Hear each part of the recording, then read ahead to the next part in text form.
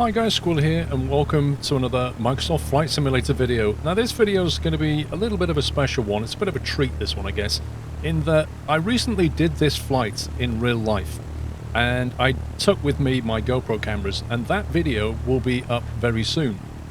But before I took you on that flight, I thought it would be really useful and interesting for you to see the same flight done in Microsoft Flight Simulator. Partly because of scenery, you know, you can actually compare some of the scenery in Microsoft Flight Sim with the actual scenery in real life, and partly because I can explain a lot more about what's going on in this flight, so that when you watch that flight you'll have a better understanding of what's going on as we talk to air traffic control and that kind of thing. So first of all, where are we flying? Well, we're going to fly to Lydd, and we're currently based at North Weald. And if I show you on Sky Demon where that is, this is London right in the middle here, and up here is Stansted, London Stansted, you can see there. And North Weald is an airfield that sits underneath a shelf of Stansted's airspace. So you can actually see, if I just move over here, I'll just move that like that, you can actually see that Stansted's Class Delta airspace is here and starts at 2,500 feet. So it's a shelf that sits right on top of North Weald. Now what that means is, sorry, at 1,500 feet, not 2,500 feet, 1,500 feet. If I click on that Class Delta there, you'll see 1,500 feet to 2,500 feet is this little stub here. Now what that means is when you fly in and out of North Weald, you have to be under 1,500 feet, otherwise you'll be inside the Class Delta airspace. It also means that North Weald, when you take off and land, it's what they call a transponder mandatory zone. In other words, you must have your transponder turned on squawking altitude. You have to. So that's one of the challenges that we face, and the actual flight takes us east, and what I wanted to do in the actual real flight is take you over Southend. And the reason I wanted to go over Southend on our way down to Lydd is because in the actual video you'll see how we talk to ETC and get clearance to fly through the Class Delta airspace at Southend and directly over the top of Southend, but we'll talk more about that en route. Lydd itself is down here on the coast. It's a lovely approach into Lydd. It's beautiful scenery, great little place to fly, and you'll notice there's all kinds of danger areas down there, which we'll talk about later. First thing I want to do though is quickly show you the airfield itself in the sim, because North Weald, if you look at it, isn't particularly modelled well in Microsoft Flight Simulator. This is the actual airfield itself, and we are over here at the North Weald Flight Training Centre. If I actually bring the camera up like that, you can see this is where the planes park that I fly. This is the North Weald Flight Group, and there's actually some cabins here. The offices are right here, and all the planes are parked here. And you can see that there's a little grass taxiway there that's not shown here, nor are there some buildings. So what you've actually got is the Met Office, fly the helicopters out of here, the Met Police, sorry, and you've also got a brand new massive hangar being built there for the Essex and Herts Air Ambulance, and there's actually a grass taxiway that they've put in, which is now closed for winter, but you'll see in the actual video, you'll see me taxi down here.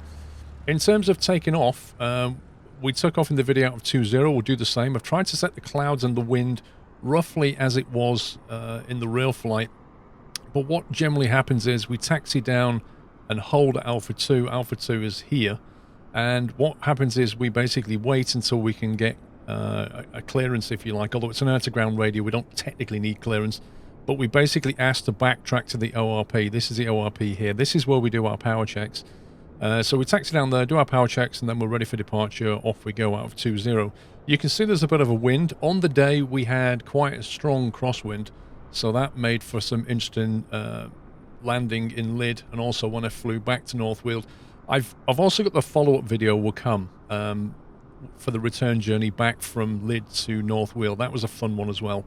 That one's currently being edited. But what I want to focus on today is the actual flight. So we're going to crack on.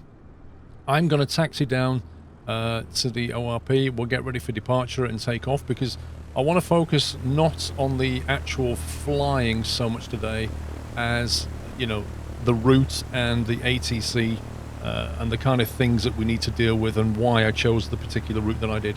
So I'm going to taxi down and then we'll get ready for takeoff. Right, so here we are. We're on the ORP on 2-0. We've done all of our power checks, all completed. We've called to radio, nothing to report.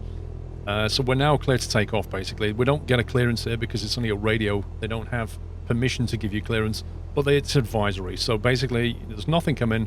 We're going to take off. So what we're going to do is, because of the crosswind, we need to focus on that. So release the parking brake. You make a final check, make sure there's absolutely nothing on the approach. And because of the crosswind, we want to be turning into wind. As in, we want to turn our yoke to the right because the wind is coming from the right there. And we're looking for 55 knots for a rotate, and then we're just going to have to keep runway heading as best as we can as we take off. Now, the main thing to consider is that Stansted shelf at 1,500 feet, so we don't want to climb higher than 1,200 feet on the Q&H pressure. So we get the nose up, and we're going to let that speed build a little bit, keep that runway heading going, and 80 knots is our preferred climb out speed.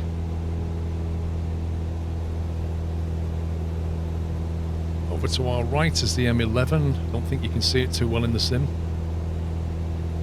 But yeah, there's a lot to do at this point because you really are focused on the 1,200 foot Q&H. That is the big thing. You don't want to smash that.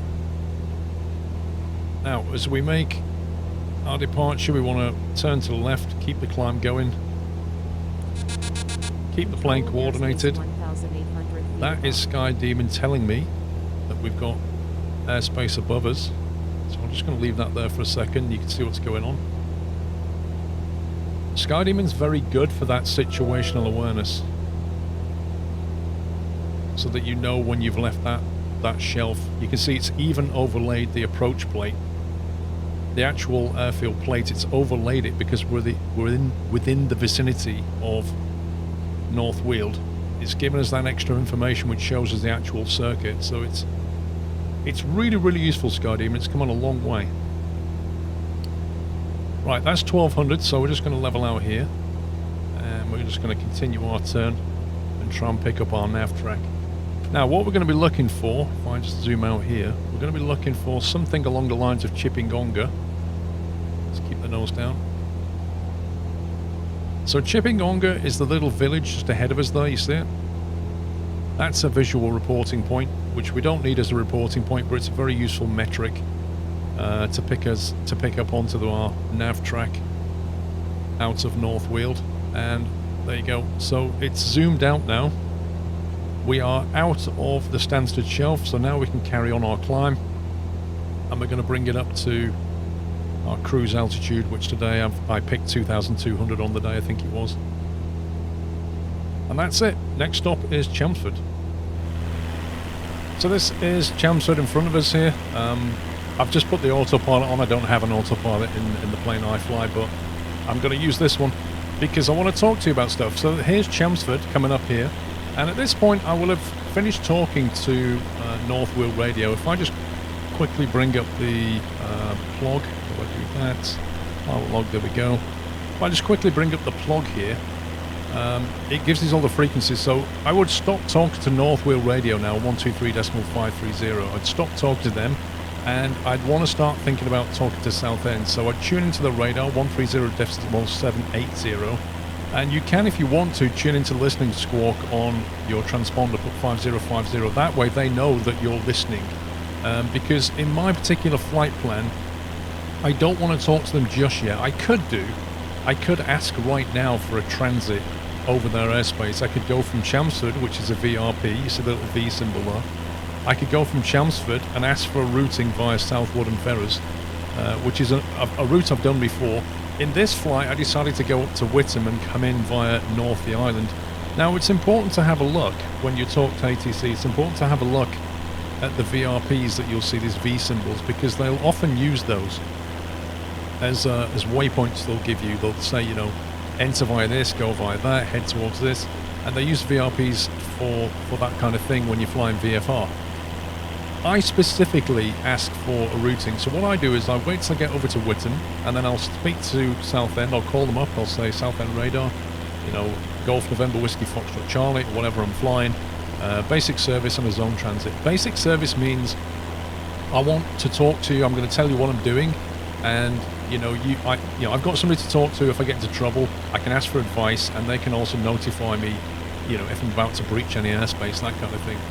It also allows me to ask for a zone transit, which means I'm going to specifically ask them to fly through their airspace. And what I'll do is, when I'll talk to them, is I'll say I'll ask for a zone transit from North Island to Sheerness via the overhead, and that means fly over the airfield.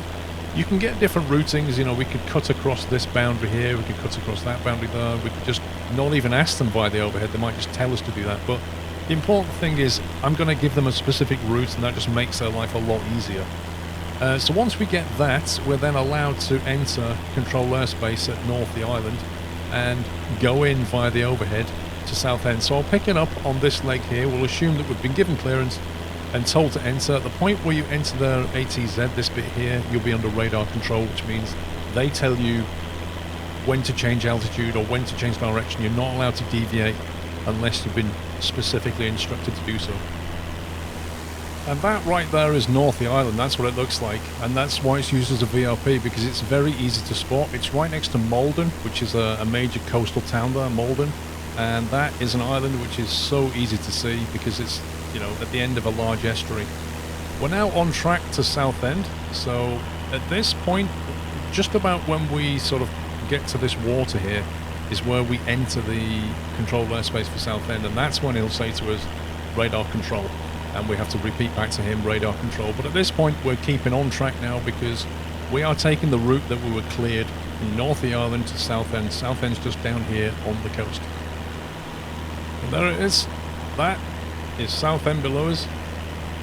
And you actually see in the video footage, I have a wing camera. Just see that little eye hook there on the strut on the wing.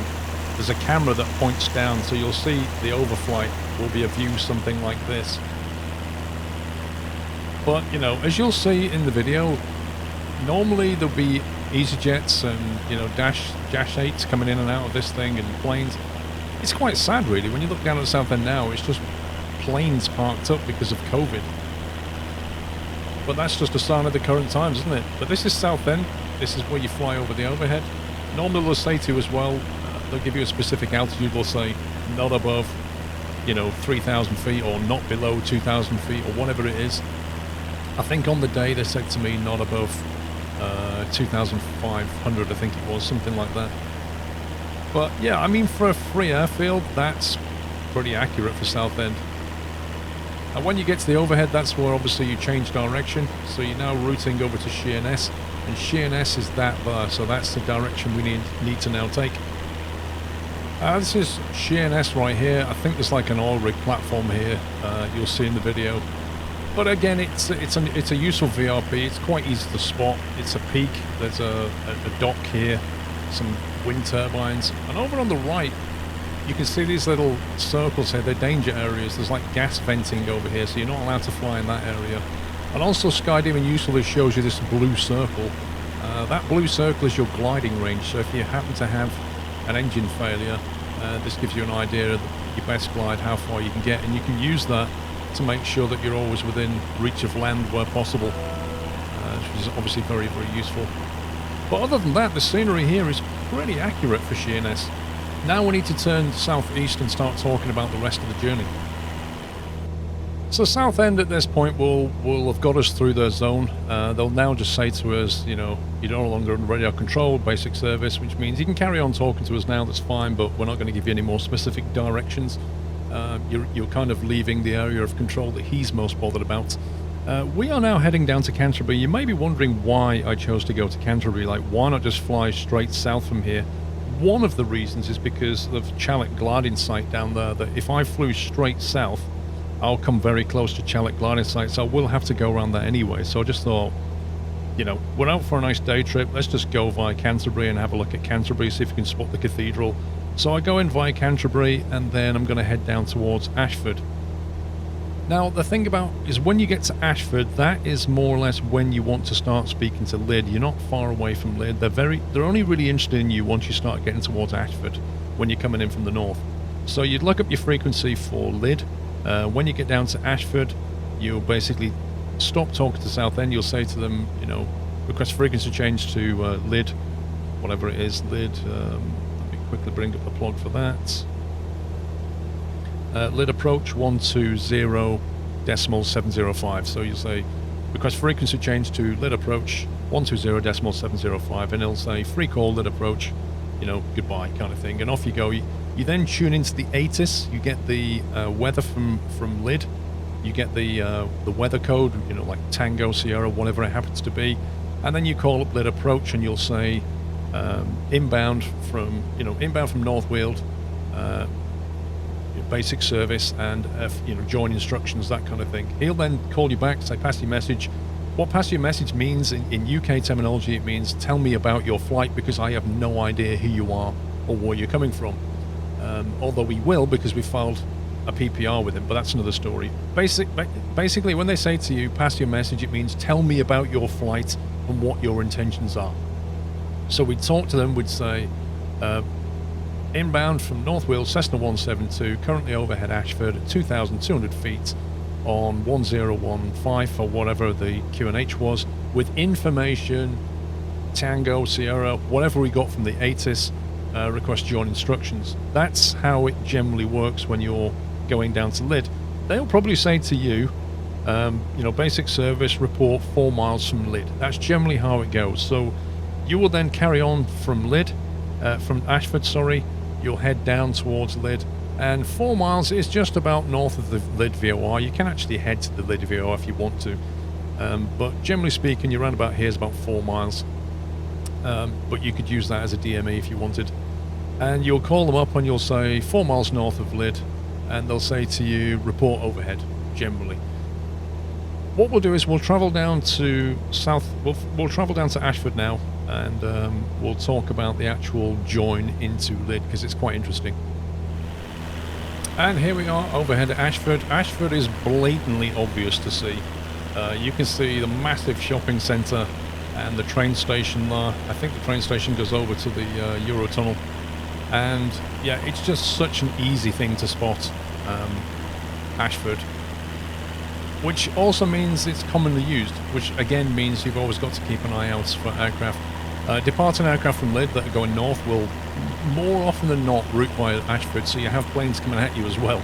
So it pays to be listening to Lydd at this point, because you can hear what's coming in and out of Lydd. Now, having spoken to Lydd and you've told them that you're overhead Ashford, you're now thinking about the approach. They'll told you what the runway is, 21 or 03.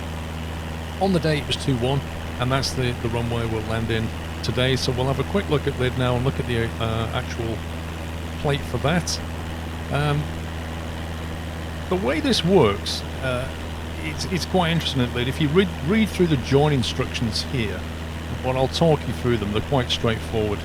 The join instructions for Lydd are essentially that you join at 1,500 feet overhead. Now, Lydd has a number of red circles around it that you can probably see. These are the danger areas. There's a big one here, which is the power station, Dungeness Power Station, which will often do gas venting. And this one here, which is a shooting range. I think it's an army shooting range, I'm not sure. But you can see, if this is active, it's active to 4,000 feet. This one's 2,000 feet.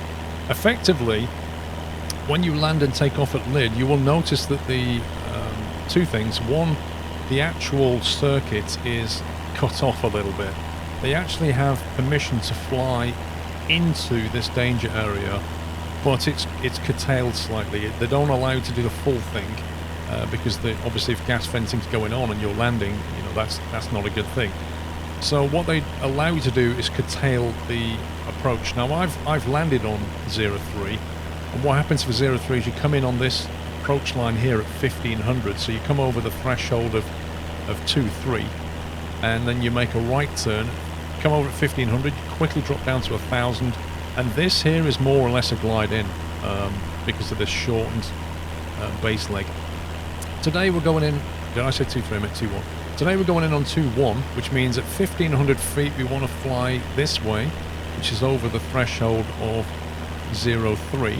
1,500 feet. When we then make a call, say overhead, and then we descend to 1,000 and we pick up the left traffic pattern here. Now on the day I had something coming in on a 4-mile final on an instrument approach, I think, and I thought that I was going to be going in after him, so I slowed myself right down on this leg and went full flaps, otherwise thinking I'll have to extend my base leg to get around the back of him. As it happened, Tower basically put me in before him, which kind of threw me a little bit because I was already slowed down too much. So then I was panicking slightly, thinking I need to get in quickly, which is the wrong thing to do because, you know, I should focus on what I'm doing, not what he's doing. But that was a lesson learned. Also, because we had a strong crosswind coming in from about westerly roughly, it meant that the approach in, I think on the day I turned in a little bit too early because the wind was blowing me across this way. I turned in a little bit too early and I was left of the runway when I came in. So we'll try not to make those mistakes today. I'll try and do a little bit better. So we're going to be descending now to 1,500 feet. So we'll jump back in the cockpit and we'll descend down to 1,500. Might as well use the autopilot while we have it. And we'll just turn to the right a little bit. So what I'm trying to do now is vector myself in because I want to pick up this pink line so that we fly nice. We fly a nice approach onto 2-1. The actual airfield is just over here on our left. We'll see it quite clearly in a second. I also want to start slowing down a little bit because I don't want to be coming in at crazy speeds. But yeah, if you remember, what we've been told at this point is to report overhead. You should now have eyes on the actual airfield here. When I first came down to Lydd, I was expecting it to be nearer to the coast, but it's actually not. It's set back in from the coast, and that kind of threw me a little bit. So we get down to 1,500.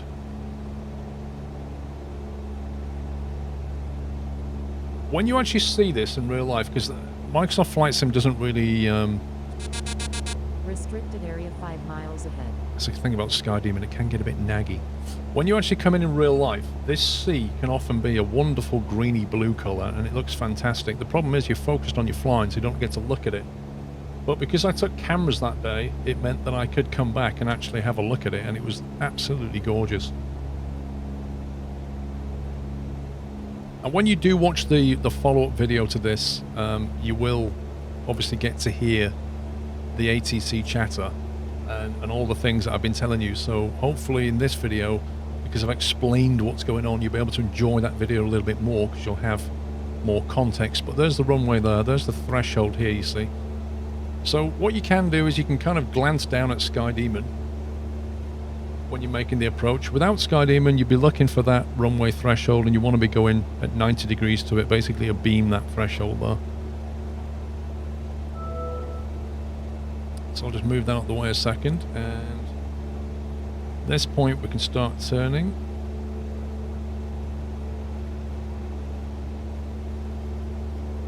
I'm going to turn the autopilot off now.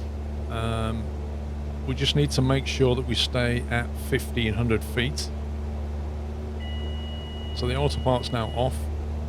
We'll have been given the local pressure, whatever that was when we got the ATIS, so we'll have that set. Let's just retrim. If I just try and bring this in so that you can see roughly where we are. I've got to take into account the wind that's coming in right to left as well. But what we'll be doing is we'll be landing, that's 2-1 threshold on our left. And at this point I would call overhead. And the first thing they'll say is report downwind. So now I'm overhead, I would pull the carb heats because, well, this is an injection plane, but in my plane it's not my plane, the plane I fly, it's a carburetor heat. So we have to pull the carb heats, and I'll try and keep that on the screen for you, but hopefully you can get a really nice idea of what this approach is actually like.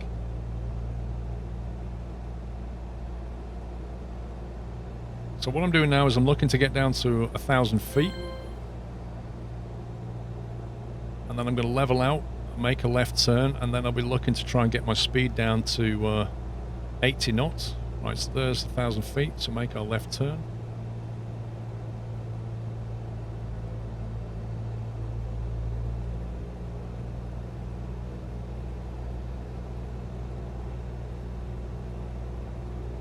And we want to fly 03 because that's the reciprocal heading. Like that. And now we've got 1,000 feet on 03. This is where we can now deploy our first stage of flaps. So I need to flick to there to do that. And we keep flying runway heading, 1,000 feet. So I'm looking for 80 knots at this stage. Danger area 5 miles ahead. See how Sky Demon gets really naggy? We're looking for 1,000 feet at this stage and 70 knots or so. Sorry, 80 knots or so. And then we turn onto base, we're going to be looking at about 70 knots in flaps 2. That's normally what I aim for. Quick look where we are. You can see we're pretty much on the pattern.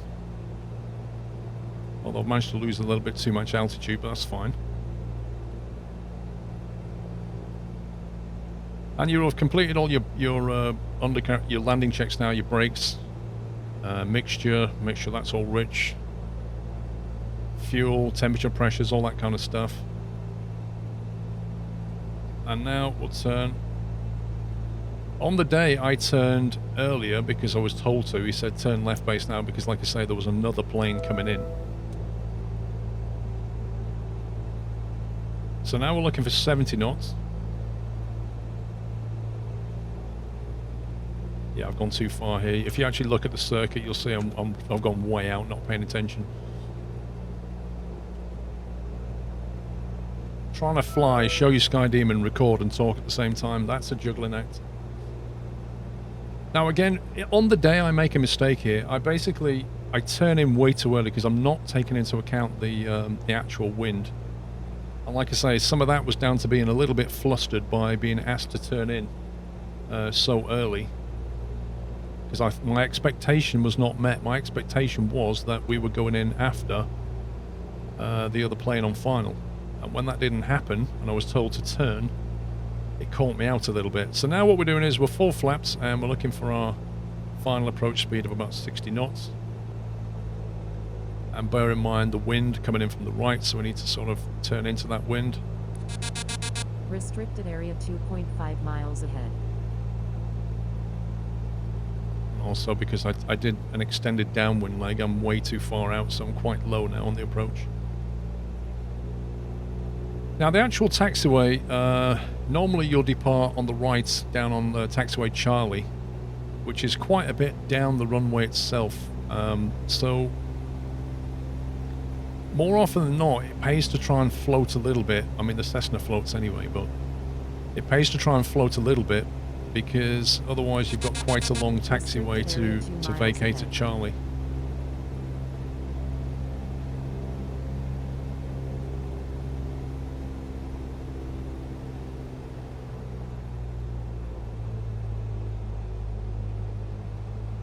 So I'm just going to keep it moving.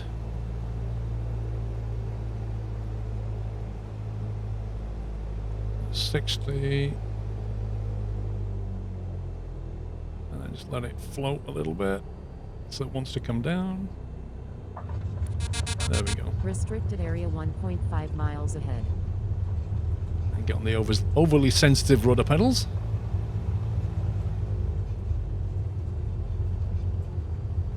In the actual video, you can see the windsock there. In the actual video, I was trying to get off this runway because I didn't want to make that guy go around.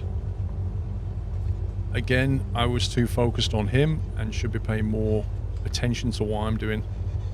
But that's okay. I kind of treat every flight as a little bit of a learning experience.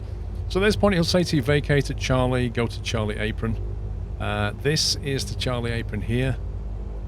This thing here doesn't exist in real life. That's not there. You're just completely open. This tower's not here either.